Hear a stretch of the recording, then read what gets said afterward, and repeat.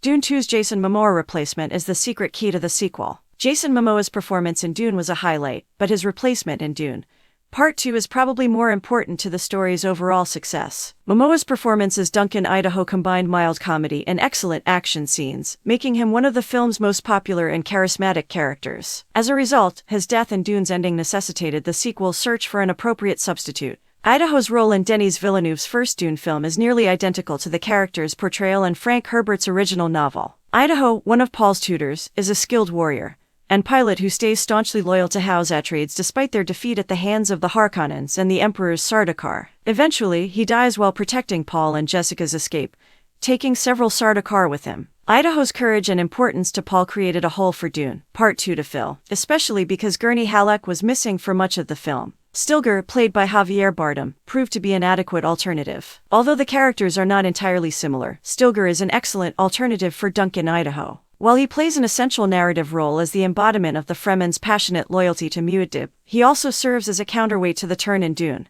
Part 2. Stilgar is the one character that consistently injects some much-needed levity into the plot, whether it's warning Paul about scorpions in the desert, or dismissing Paul's assertions that he isn't the listen Al Gabe like a Life of Brian extra. While Stilgar is not primarily a humorous character, his function is critical to Dune Part 2's success. The film is a somber meditation on religion, imperialism, fate, hopeless romance, and vengeance. Given the film's epic length, minimal break from such complex issues may make Dune Part 2 a much more difficult viewing. Stilgar injects much-needed comedy, and Javier Bardem appears to be having a great time, making the film much more compelling, just as Jason Momoa added swashbuckling action to the plot-heavy Dune.